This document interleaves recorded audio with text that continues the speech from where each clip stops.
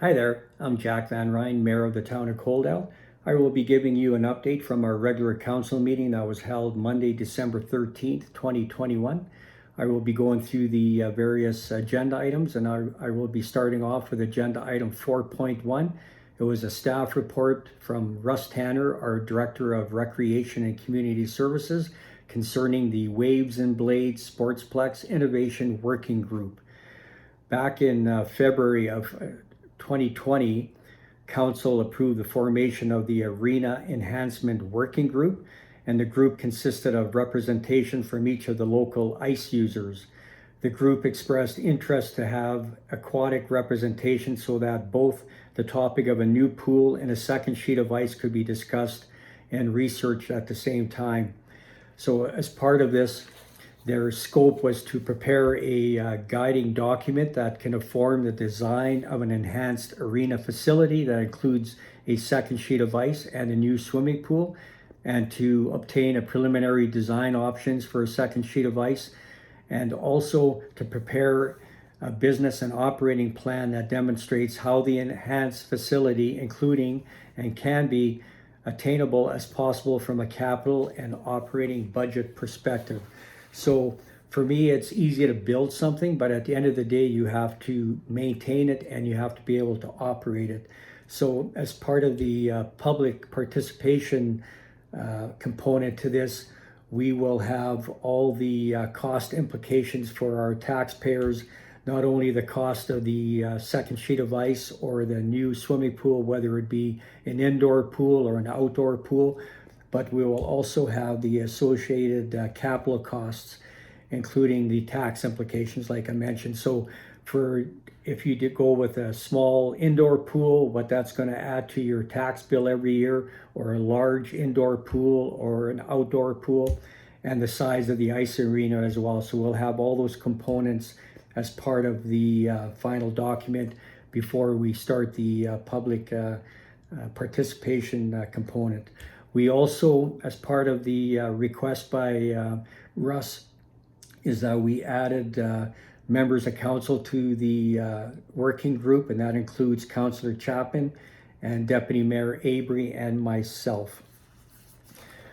We also, under agenda item 7.1, we had our Chief Financial Officer, Kyle Beauchamp, give us an update for the fees and rates bylaw that we passed with 3 readings.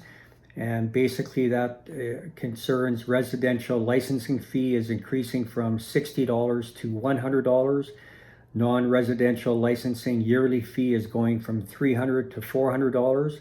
And non-residential licensing daily fee is increasing from $20 to $25. And it was requested that council approve all 3 readings, which we did, so that this can come into force for January of 2022. Under agenda item 7.2, our legislative coordinator, Lana Anthony, gave us a staff report concerning council procedural bylaw. And this had a few amendments done to it and a couple of housekeeping items.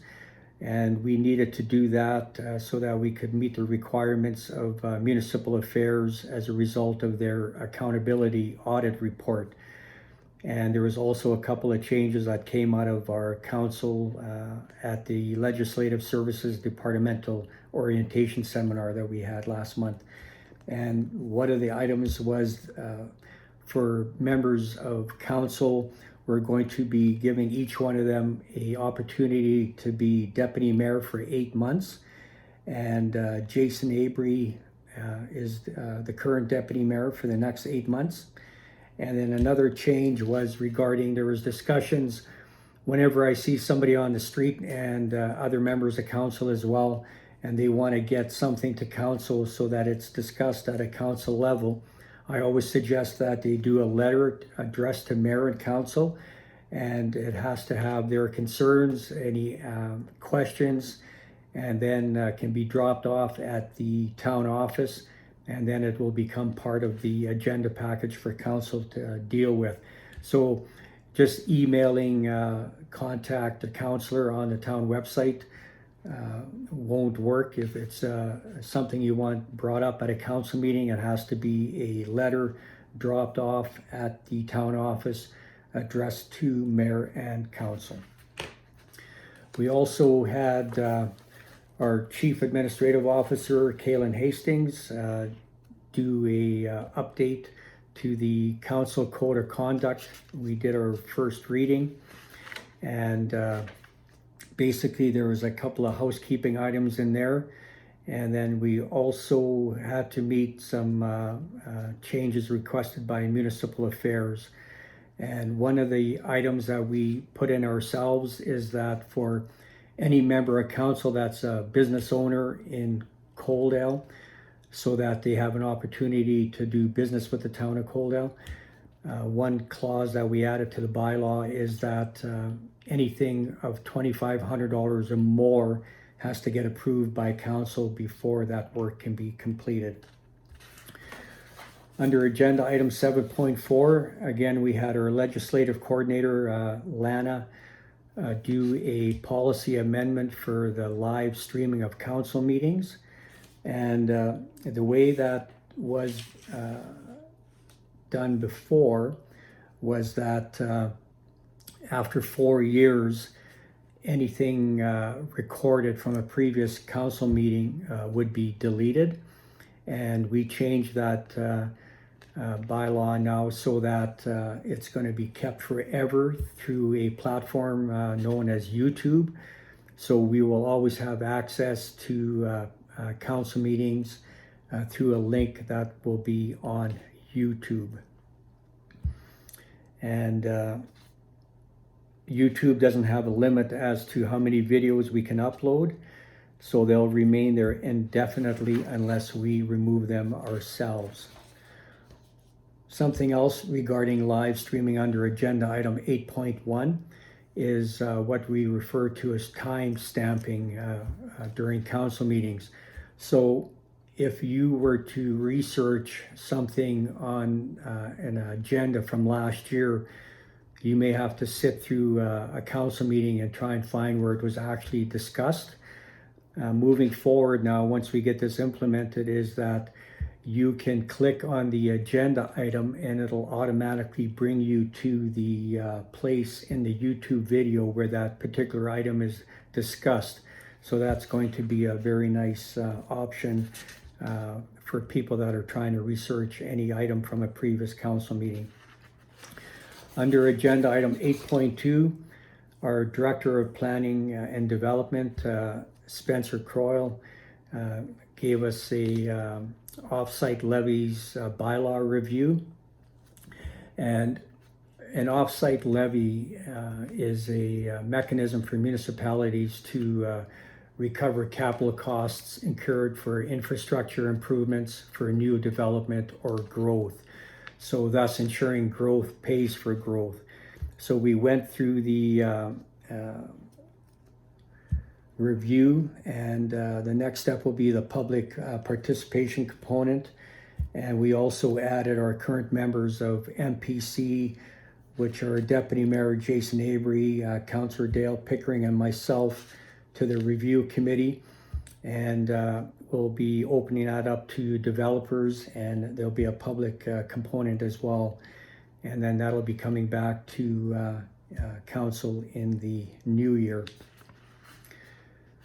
We also had a discussion again from our Director of Planning and Development, Spencer Croyle, and tag team with our Manager of Economic Development and Strategic Initiatives, Cameron Mills, regarding a industrial area structure plan. So for those that don't know, our current industrial park is 99.99% sold out.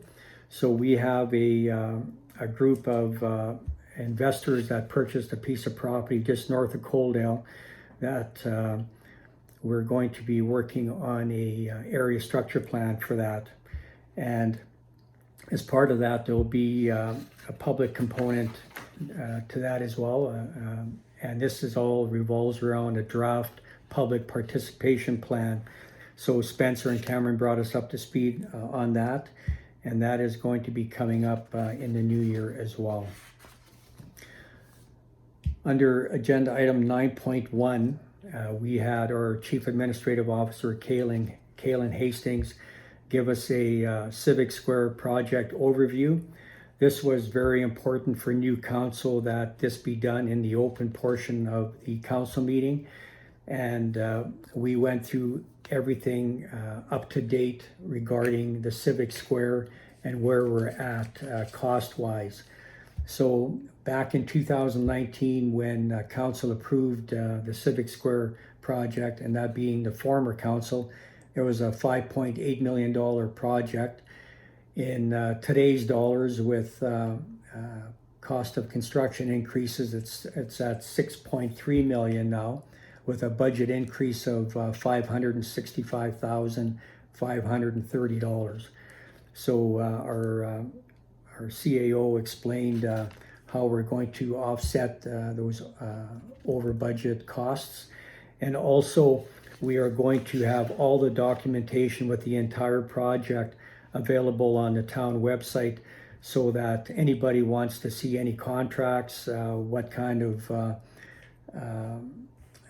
cost associated with those. You do not have to FOIP anything. Everything will be available on the Town of Coaldale website, and you have council's assurance that that is going to be the way it is moving forward. And if you have any questions regarding anything to do with the Civic Square project, I invite you to reach out to me, and I'll have my contact information as part of the comments in this video. Under item 11.1, we received a letter from the owner of the Coaldale Inn, Ken Schmidt, regarding VLTs, asking that they be reinstated into the town of Coaldale. Council asked administration to bring back the VLT discussion notes to our first meeting in January. We also, under correspondence, we received a congratulatory letter from Alberta Recreation and Parks Association, and under that letter, we also were assured that their role as the Alberta Recreation and Parks Association would like to highlight the importance to have a member of council to ensuring everyone in your community has access to affordable, quality recreation and park experiences in our area. So that was nice to receive that letter. And then we went into closed session. And again, it's important for me that we communicate these meetings, and I invite anyone and everyone to reach out to me if you have any questions about any of the discussion points I brought up today. And I'll have my information in the comments. And in closing, on behalf of Coaldale Town Council, we wish all our residents and their families a joyous Christmas. We wish you peace, joy, happiness, and continued good health as we head into the new year. We are extremely grateful and privileged to serve this vibrant town, and we're excited about what the future holds. To our countless residents and town staff and community volunteers who work so hard throughout the year to make Coaldale an even better place to live, work, and play. And also, in the spirit of giving, let's all reach out to those in need and those less fortunate, those who are homebound and the elderly who might otherwise be alone at Christmas. If each one of us does one good thing, it will make a huge impact. So best wishes of the season and a happy new year. And I look forward to seeing you on the street. Make sure you stop and have a chat with me. Thank you. Bye.